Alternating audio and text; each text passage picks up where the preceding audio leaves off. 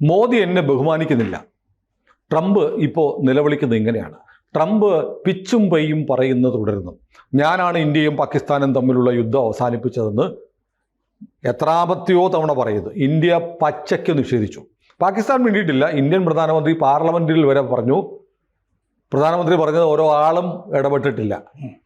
ഞങ്ങൾ military director general ലെവലിലുള്ള ചർച്ച, director general of military operations പാകിസ്ഥാൻ്റെ വിളിച്ച് നമ്മളോട് കരഞ്ഞപ്പം നിർത്തിയതാണ്, വേറെ ആരും വന്നിട്ടില്ല എന്ന് പറഞ്ഞ ട്രംപിനെ തള്ളിപ്പറയലായിരുന്നു. ഒരു കാലത്ത് ട്രംപുമായി നല്ല ബന്ധമുണ്ടെന്ന് പറഞ്ഞ എല്ലാവരും പറഞ്ഞിരുന്നു, മോദിയും ട്രംപും തമ്മിൽ. പക്ഷേ മോദിയുടെ മൂന്നാം ടൈമിൽ ട്രംപിൻ്റെ രണ്ടാം വരവിൽ അതത്ര നല്ല രീതിയിലല്ല പോകുന്നത്. ട്രംപ് കരുതിയത് മോദി ട്രംപ് വരയ്ക്കുന്ന വരയ്ക്ക് ഒപ്പിച്ച് നിൽക്കും, ട്രംപിൻ്റെ താളത്തിന് തുള്ളുമെന്നാണ്. പോയി പണി നോക്കടാ എന്ന് തഞ്ചത്തിൽ കരുത്തോടെ നിശ്ചയദാർഢ്യത്തോടെ പറയുകയാണ് മോദി. ഇത് ട്രംപിനെ വല്ലാതെ വിറളി പിടിപ്പിക്കുന്നുണ്ട്. മാത്രമല്ല പുടിനാണെങ്കിൽ മൈൻഡ് ചെയ്യുന്നില്ല. പുടിനെ കുറിച്ച് പറഞ്ഞു, രാവിലെ നല്ല വർത്തമാനം പറയും, വൈകുന്നേരം ആകുമ്പോൾ പുടിൻ കൊണ്ട് ബോംബിടും. നിരാശനാണ് ട്രംപ്. നിരാശനായി പിച്ചും പെയ്യും പറയുന്ന ഒരു ലോകഭ്രാന്തന്റെ തലത്തിലേക്ക് മാറിയിരിക്കുകയാണ് ട്രംപ് എന്ന് പറഞ്ഞാൽ തെറ്റുണ്ടോ? ഒരു തെറ്റുമില്ല, ഊളത്തരമാണ് അയാൾ പറയുന്നത്. കാരണം എന്താണെന്ന് വെച്ചാൽ India is A dead economy എന്നാണ് അയാൾ പറഞ്ഞത്. ചത്ത സമ്പദ് വ്യവസ്ഥ.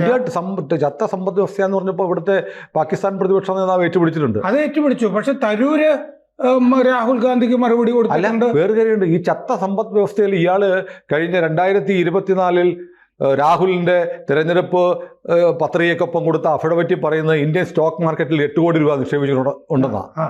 ചത്ത സമ്പദ്ഘടന ഇയാൾ 8 കോടി നിക്ഷേപിച്ചിട്ടുണ്ട്. കഴിഞ്ഞ 5 മാസം കൊണ്ട് ഇയാൾക്ക് 46.5 ലക്ഷം രൂപ ഈ ചത്ത സമ്പദ് വ്യവസ്ഥയിൽ നിന്ന് ലാഭം കിട്ടിയിട്ടുണ്ട്.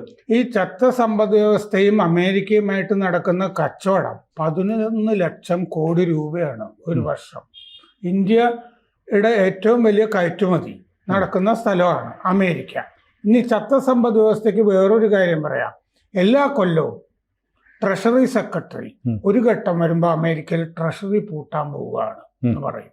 കേരളത്തില് ഒരു കാലത്ത് പതിവായിരുന്നു എന്ന് പറയുന്ന പോലെയാണ് അവിടെ എല്ലാ കൊല്ലവും നടന്നുകൊണ്ടിരിക്കുന്നത്. ഇന്ത്യ എപ്പോഴെങ്കിലും ട്രഷറി പൂട്ടിയിട്ടുണ്ടോ? ഇല്ലല്ലോ.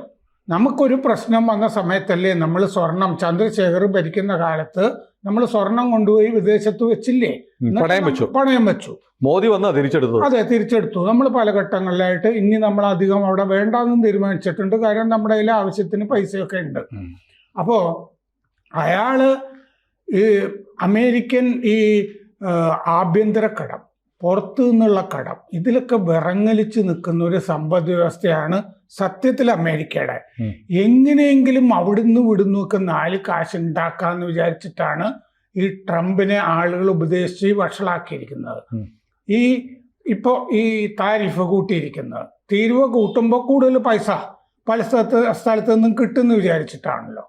യുദ്ധങ്ങളിൽ പല സ്ഥലത്തും ഇപ്പോൾ അങ്ങേര് സൗദി അറേബ്യയിൽ പോയിട്ട് നിങ്ങൾ ഇത്ര 1 ട്രില്യണെങ്കിലും ഇവിടെ നിക്ഷേപിക്കണം എന്ന് പറഞ്ഞിട്ടല്ലേ അവിടെ പോയത്. ഓരോ സ്ഥലത്തും പോയി സത്യത്തിൽ പണ്ടത്തെ ചില ധനിക കാരണവന്മാര് പിച്ച എടുക്കേണ്ടി വരുന്ന ഘട്ടത്തിൽ പോയി തെണ്ടില്ലേ. അതാണ് അമേരിക്ക ചെയ്തുകൊണ്ടിരിക്കുന്നത്. സത്യത്തിൽ ഇത് അമേരിക്ക വല്ലാത്ത ഭയത്തിലാണ്.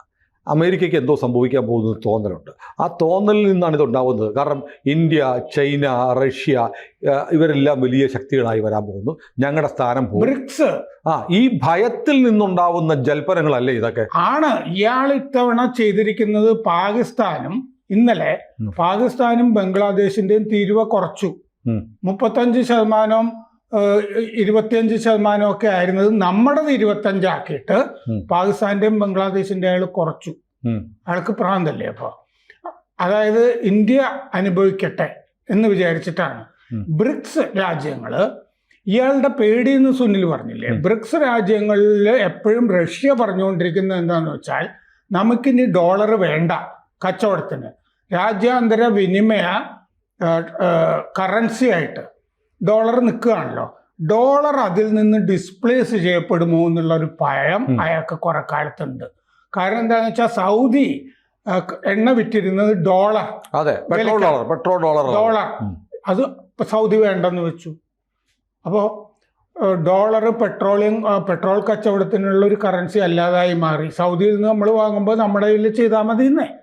സൗദി അതിനുള്ള സൗകര്യം നമുക്ക് ചെയ്തു തരുന്നുണ്ട്. അപ്പം നമ്മൾ മറ്റ് ബ്രിക്സുമായിട്ടുള്ള ഒരു പൊളിറ്റിക്സ് ഇയാളുടെ ഈ ഇപ്പോഴത്തെ ഈ അട്ടറൻസസ് എന്ന് ഇംഗ്ലീഷിൽ പറയുമല്ലോ, പിച്ചും പേയും പറച്ചില്, അതിൻ്റെ അകത്തുണ്ട്. ഇയാള് ബ്രസീലിന് കൂട്ടിയിട്ടുണ്ട്. വലിയ തീരുവ. കാരണം അതിന് കാരണം പറയുന്നത് ബോൾസൊനാരോ എന്ന് പറയുന്ന മുമ്പത്തെ പ്രസിഡന്റിനെ പിടിച്ച് ജയിലിലിട്ടിരിക്കുകയാണ്.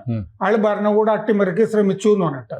ഈ ബോൾസൊനാരോ ട്രംപിന്റെ സുഹൃത്തായിരുന്നു എന്നാണ് പറയുന്നത് ബ്രസീലിലെ. അപ്പൊ ഇപ്പോഴത്തെ പ്രസിഡന്റിനെ പുള്ളിക്ക് കണ്ടുകൂടാ. ബ്രസീലാണ് ഇപ്പൊ ബ്രിക്സിന്റെ അധ്യക്ഷ സ്ഥാനത്തിരിക്കുന്നത് ഈ വർഷത്തെ. അപ്പോൾ ബ്രിക്സിൽ റഷ്യ ഉണ്ടല്ലോ, ചൈനയുണ്ട്, ഇന്ത്യ ഉണ്ടല്ലോ, സൗത്ത് ആഫ്രിക്ക ഉണ്ട്. അപ്പോൾ അത് കഴിഞ്ഞ് പുതിയ രാജ്യങ്ങൾ അതിൻ്റെ അകത്ത് ചേരുന്നു. അപ്പോൾ ഇതൊരു വലിയ ബ്ലോക്കായിട്ട് വരുന്നു. നാറ്റോ എന്ന് പറഞ്ഞു കഴിഞ്ഞാൽ ഒരു ശക്തിയില്ലാത്ത, പണ്ട് ഇല്ലേ പാണ്ഡൻ നായരുടെ പല്ലിന് ശൗര്യം എന്ന് പറഞ്ഞ പോലത്തെ കഥയാണ് അതിൻ്റെത്. അമേരിക്ക പൈസ കൊടുത്ത് നിർത്തിയിരുന്ന കുറേ 32 രാജ്യങ്ങൾ, അതിനേക്കാൾ ശക്തമായ രാജ്യങ്ങൾ ഇപ്പുറത്ത് വരുന്നു. ഇതുകൊണ്ട് വേവലാതി പൂണ്ടിരിക്കുകയാണ്. മോദി എന്തെങ്കിലും പറയും, കേണപേക്ഷിക്കും, ഉടനെ ഇപ്പൊ ചില രാജ്യങ്ങൾ പോയിട്ട് കാനഡയൊക്കെ പോലെ കാല വീണിട്ട് അവർ കരാറിൽ ഒപ്പിട്ട് പോന്നിട്ടുണ്ട് പല രാജ്യങ്ങളും. ഇന്ത്യ തയ്യാറല്ല. ഇന്ത്യ തയ്യാറല്ല എന്ന് പറഞ്ഞാൽ നമുക്ക് വേറൊരു ബുദ്ധിയുണ്ട്. ഇയാൾ ഓഗസ്റ്റ് 1 എന്നുള്ളത് ഇപ്പോൾ ഓഗസ്റ്റ് 7 എന്നുള്ളത് മാറ്റിവെച്ചിട്ടുണ്ട്. ഇത് ഒക്ടോബർ വരെ പോകും എന്നുള്ള വിവരം നമുക്കുണ്ട്. എന്താന്ന് വെച്ച് കഴിഞ്ഞാൽ ഇപ്പൊ കപ്പൽ കയറ്റിയിരിക്കുന്നത് ഒക്ടോബർ 5 വരെ പഴയ നിരക്ക് തന്നെയായിരിക്കും എന്ന് ട്രംപ് ഇതിന്റെ കൂടെ പറഞ്ഞിട്ടുണ്ട്. എന്ന് പറഞ്ഞാൽ ഒക്ടോബർ വരെയും ഇത് നീളാം. ഓഗസ്റ്റ് 7 ആകുമ്പോൾ ഇത് ഒക്ടോബറിലേക്ക് നീട്ടിയതായിട്ട് ഇയാൾ പറഞ്ഞോളും. കൺസിസ്റ്റൻസി ഒന്നുമില്ല ട്രംപിന് ഈ വക കാര്യങ്ങളിൽ. അപ്പൊ അതുകൊണ്ട് പിന്നെ ഇയാൾ പറയുന്ന രണ്ടിടത്ത് നമ്മൾ വീഴാൻ തയ്യാറല്ല. ആ ജനിതക മാറ്റം വരുത്തിയാൽ സാധനം നമ്മൾ സമ്മതിക്കുന്ന പ്രശ്നവും ഇല്ല. മറ്റേ ക്ഷീര തുറന്നു കൊടുക്കാനും സാധ്യത. അപ്പൊ ഇയാൾ പറയുന്നത് എന്താണെന്ന് വെച്ചാൽ മോദിക്കെതിരെ ഇങ്ങനെ ഇയാൾ പറയരുതായിരുന്നു. ഇയാൾ ഇന്ന് ട്രൂത്ത് സോഷ്യലിൽ പറഞ്ഞിരിക്കുന്നത്, so hard to believe that Prime Minister Modi still hasn't responded to my tweets, statements or tariff concerns. Modi ഇതുവരെ എനിക്ക് മറുപടി പോലും തരുന്നില്ല എന്നുള്ളത് സങ്കടം. വിളിച്ചില്ല, എനിക്ക് മറുപടി തരുന്നില്ല, ഒന്നും ചെയ്യുന്നില്ല. We gave India so much. വലിയ കരാറുകള്, പ്രതിരോധ സഹായങ്ങള്, മോദി വരുമ്പോ വലിയ ആൾക്കൂട്ടം, big crowds, and yet total silence. ഭയങ്കര മൗനം. മോദി ഒരു നന്ദി പോലും പറയുന്നില്ല. എങ്ങനെയാണ് നന്ദി പറയുന്ന ഇയാളോട്? പാകിസ്ഥാന് വാരിക്കുരി കൊടുത്തിരിക്കുക ഇപ്പോ, എന്നിട്ട് നമുക്ക് തീരുവ കൂട്ടിയിരിക്കുന്നു 25%. പാകിസ്ഥാനുമായിട്ട് അയാളെ കച്ചവടം നടത്തുന്നു. അയാളുടെ മക്കള് ക്രിപ്റ്റോ കറൻസി കച്ചവടം നടത്തുന്നു. മിഡിൽ ഈസ്റ്റിലെ എൻവോയ് ബിറ്റ്കോഫിന്റെ മക്കളും ട്രംപിന്റെ ആൺമക്കളും കൂടിയാണ് ആ ക്രിപ്റ്റോ കറൻസി കച്ചവടം നടത്തുന്നത് പാകിസ്ഥാനിൽ പോയിട്ട്. അങ്ങനെ മുനീറിന് ഉച്ചഭക്ഷണം കൊടുക്കുന്നു. മോദിയും കൂടി അവിടെ വിളിക്കാമെന്ന് ധരിച്ചു അയാള്. മോദി സൗകര്യമില്ലെന്ന് പറഞ്ഞു. മോദി പോയില്ല. എന്നിട്ട് ഇയാൾ പറയുക, നിങ്ങൾ മറക്കരുത്, don't forget, I am the one who got India and Pakistan to declare a ceasefire. Modi കഴിഞ്ഞ ദിവസവും പാർലമെന്റിൽ പറഞ്ഞാണ് പ്രാന്താണ്, ഇയാളൊന്നും അല്ല ഇടപെട്ടിട്ടില്ല എന്ന് പറഞ്ഞാണ്. Many people said I should have gotten the Nobel Prize for it. പ്രാന്താ. ഇത് മാത്രം ഒറ്റ വിചാരമുള്ളൂ, നോബൽ പ്രൈസ്. ഇയാൾ രാത്രിയൊക്കെ ഇങ്ങനെ ഉറക്കത്തിൽ എഴുന്നേക്കുന്നുണ്ട്. അയാളുടെ ഭാര്യയാണെങ്കിൽ സ്ലൊവേനിയക്കാരിയാണ്. ഇയാൾ വീട്ടിൽ പോയി രാത്രി കഥ പറയുമ്പോൾ ഇന്നും പുട്ടിൻ 2 മിസൈൽ അങ്ങോട്ട് അയച്ചു എന്ന് പറഞ്ഞുകൊണ്ടിരിക്കുക. ഇയാൾ പുട്ടിന്റെ സഹായിയായിട്ട് ഭാവിച്ചുകൊണ്ടിരിക്കുകയായിരുന്നു കുറക്കാലം. പുട്ടിൻ പോയി പണി നോക്കണം. വീട്ടിലാണെങ്കിൽ പുട്ടിന്റെ പുല്ല് വില കൊടുക്കുന്നില്ല അല്ലേ? പണ്ട് ബാലേന്ദ്രൻ ചുള്ളിക്കാടിന്റെ ഒരു പ്രസംഗത്തില് അവിടെ ശത്രു ഇവിടെ ശത്രു കിടപ്പറയിലും ശത്രു എന്നിങ്ങനെ പറഞ്ഞിരുന്ന പോലെ ആണ്. India continues to benefit while American workers suffer. I have always liked Modi. എനിക്ക് എന്നും ഇഷ്ടമായിരുന്നു. But this kind of disrespect will not be forgotten. എന്നെ മോദി അനാദരിച്ചിരിക്കുന്നു, ഞാനിത് മറക്കുകയില്ല. ബാഡ് ഫോർ ബിസിനസ്, കച്ചവടത്തിനും വളരെ മോശമാണ്. ബാഡ് ഫോർ ഫ്രണ്ട്ഷിപ്പ്, സൗഹൃദത്തിനും മോശമാണ്. ഇത് മോദിയെ പോലെ ഒരാളെ എങ്ങനെ സ്വീകരിക്കാനാണ്?